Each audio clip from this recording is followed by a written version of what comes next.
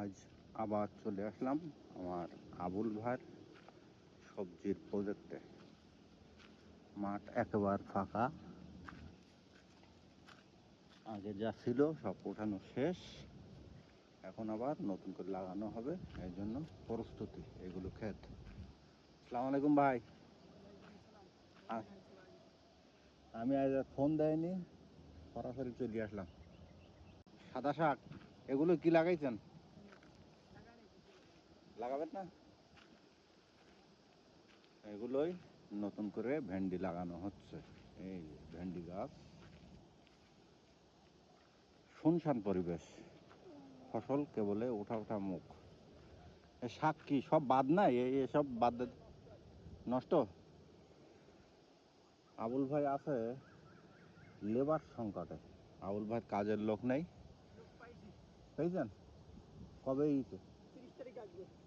আসবে? এখনো তো আসেনি। কয়জন নেছেন?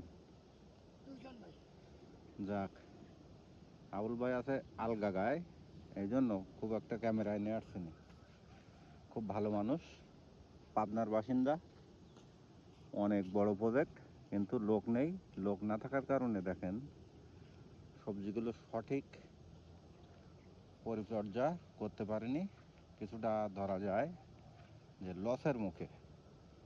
তাছাড়াও আরও একটা জিনিস আপনাদের দেখাই, এই দেখেন পুঁই শাক কী পরিমাণ সার মাটি দেওয়া লাগে। দেখেন এইগুলোই ড্যাব বা জৈব সার, রাসায়নিক সার সব মিলিয়ে পর্যাপ্ত পরিমাণ সার দেওয়া লাগে মালয়েশিয়ায় ফসলের ক্ষেত্রে। আমরা হয়তো বা এখানে টাটকা খাই, ফ্রেশ খাই, সজীব খাই, সবজি শাক সবজি যা খাই হয়তো একেবারে ফ্রেশ, কিন্তু বলা যাবে না যে অর্গানিক, নির্ভেজাল, এটা বলা যাবে না। পর্যাপ্ত পরিমাণ সার মাটি দেওয়া লাগে, কীটনাশক দেওয়া লাগে। ওই যে একটা প্লেন যায়।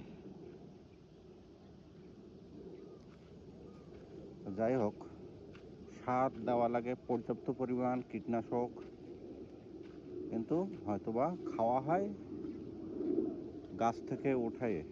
যেমন এই আমাদের পাশেই আবুল ভাইয়ের এই সবজির প্রজেক্ট, এখান থেকে টাটকা নিয়ে যাওয়া যায়, কিন্তু তার মানে বলা যাবে না এই জিনিসটা অর্গানিক, একেবারে ফ্রেশ বলা যাবে না। বেগুনও আছে পর্যাপ্ত পরিমাণ, খুব ধরন, দামও খুব।